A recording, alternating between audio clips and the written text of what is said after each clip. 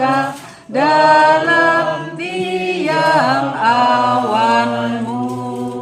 Juru selamat, juru selamat, kau perisai hidupku,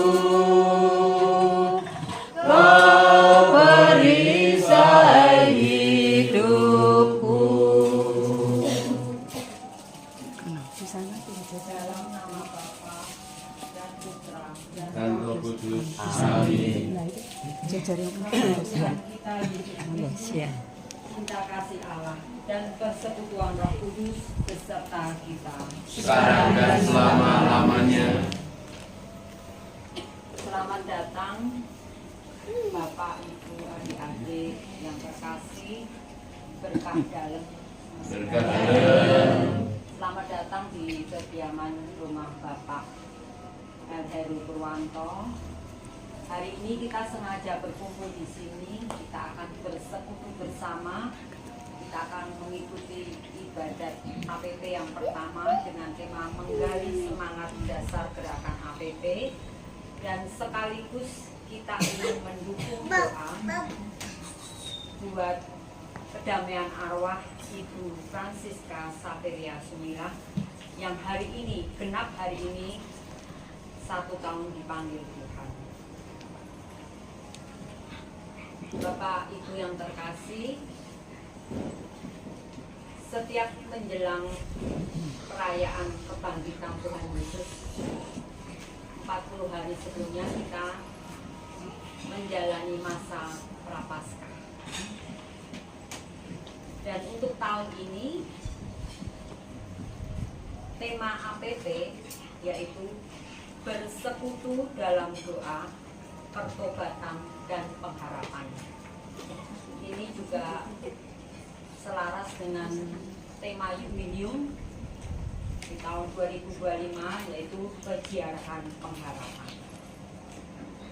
Kalau kita melihat tema APP tahun ini, bersekutu dalam doa. Bersekutu dalam doa itu apa sih? Itu ajakan gereja agar umat Katolik bisa bersekutu dalam doa.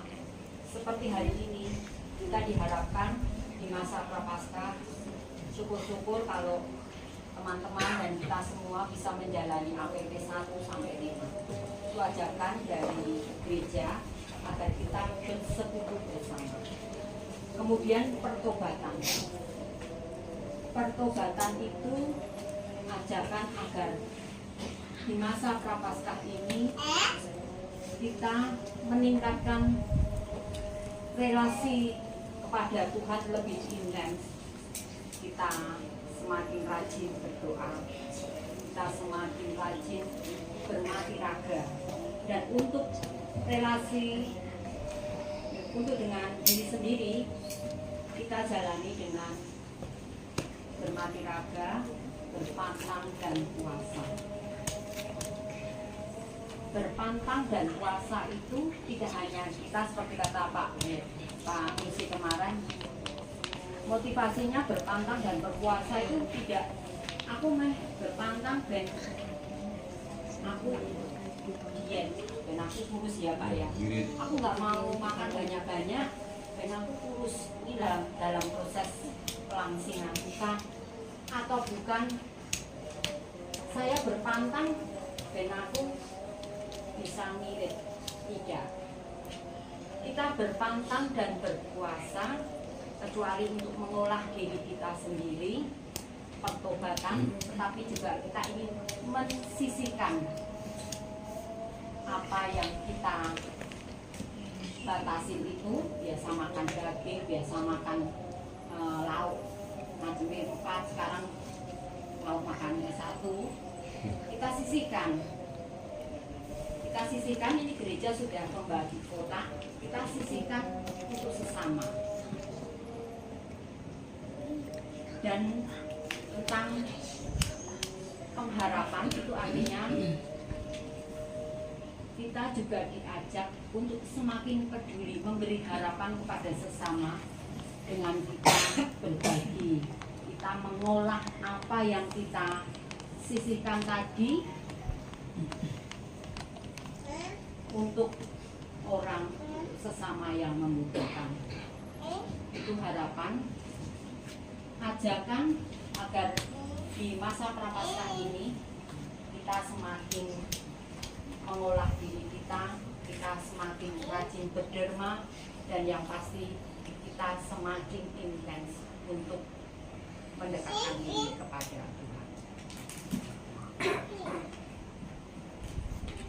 Menyadari segala kelemahan kita, menyadari segala kedosaan kita, marilah kita mengakui segala kedosaan kita kepada Tuhan. Saya mengaku kepada Allah yang Maha Kuasa dan kepada saudara sekalian bahwa saya telah berdosa dengan pikiran dan perkataan, dengan perbuatan dan kelalaian. Saya berdosa, saya sungguh berdosa. Oleh sebab itu saya mohon kepada Sahabat Maria, kepada para malaikat dan orang kudus, dan kepada saudara sekalian, supaya mendoakan saya kepada Allah Tuhan kita. semoga Allah yang Maha Kuasa mengasihani kita, mengampuni dosa kita, dan menghantar kita ke hidup yang kekal. Amin. Marilah kita berdoa. Ya Allah yang Maha Murah, kami bersyukur atas segala kebaikan dan rahmat yang senantiasa Kau limpahkan kepada kami. Tanamkanlah dalam diri kami semangat kemurahan hati, sehingga kami terdorong untuk mau berbagi pada sesama kami, terutama mereka yang kecil, lemah, miskin, tersingkir, dan difabel. Allah Bapa, sumber kebahagiaan orang beriman, kami telah menerima jaminan pembebasan melalui Yesus Kristus Putra-Mu. Pada peringatan 1 tahun hamba-Mu, Ibu Francisca Safiria Sunilah, yang menghadap-Mu di surga, kami mohon, bebaskanlah dia dari maut, dan semoga ia boleh memandang wajah-Mu yang mulia. Semoga kami dan seluruh sanak saudaranya juga memperoleh berkat dari-Mu karena perayaan peringatan ini. Dengan pengantaran Tuhan kami Yesus Kristus Putra-Mu, yang hidup dan berkuasa bersama Dikau dalam persatuan Roh Kudus, Allah sepanjang segala masa. Amin. Mari kita dengarkan bacaan. Bacaan diambil dari 2 Korintus 9 ayat 1-15. Camkanlah ini, orang yang menabur sedikit akan menuai sedikit juga, dan orang yang menabur banyak akan menuai banyak juga. Hendaklah masing-masing memberikan menurut kerelaan hatinya, jangan dengan sedih hati atau karena paksaan, sebab Allah mengasihi orang yang memberi dengan sukacita. Dan Allah sanggup melimpahkan segala kasih karunia kepada kamu, supaya kamu senantiasa berkecukupan di dalam segala sesuatu, dan malah berlebihan di dalam berbagai kebajikan. Seperti ada tertulis, Ia membagi-bagikan, Ia memberikan kepada orang miskin, kebenarannya tetap untuk selamanya. Ia yang menyediakan benih bagi penabur dan roti untuk dimakan, Ia juga yang akan menyediakan benih bagi kamu dan melipat gandakannya dan menumbuhkan buah-buah kebenaranmu.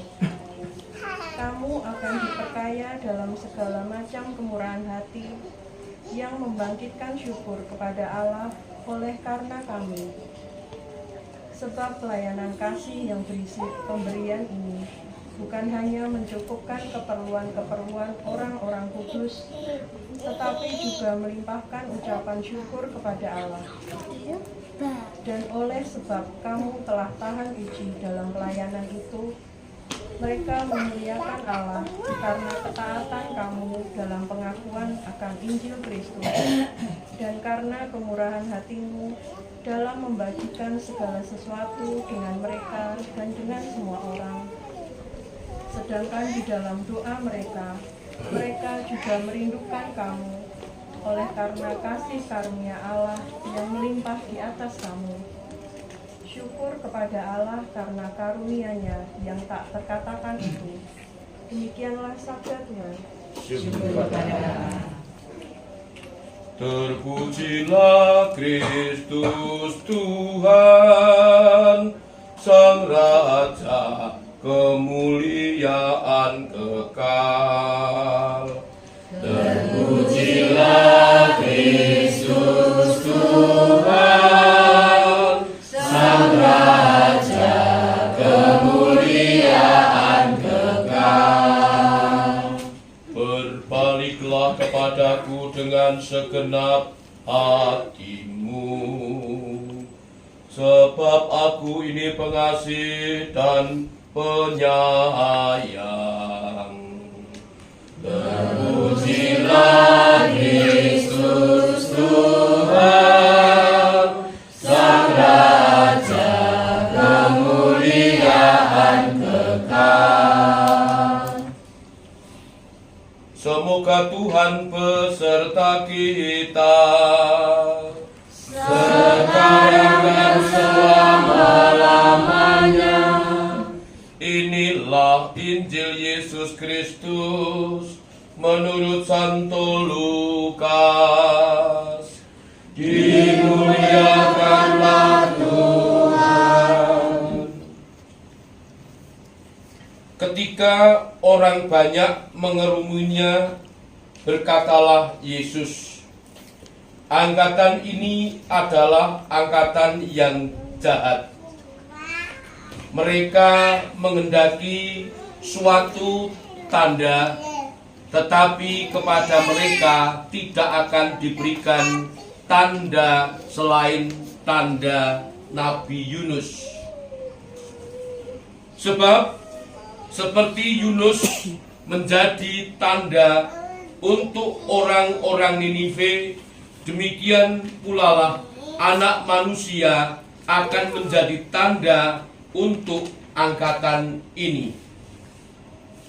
Pada waktu penghakiman, Ratu dari Selatan itu akan bangkit bersama orang dari angkatan ini, dan ia akan menghukum mereka, sebab Ratu ini datang dari ujung bumi untuk mendengarkan hikmat Salomo, dan sesungguhnya yang ada di sini lebih daripada Salomo.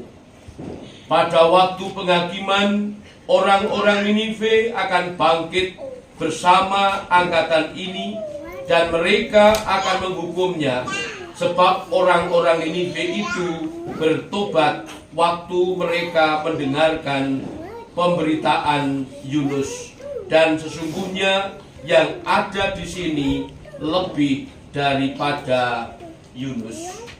Demikianlah sabda Tuhan. Terpujilah Kristus.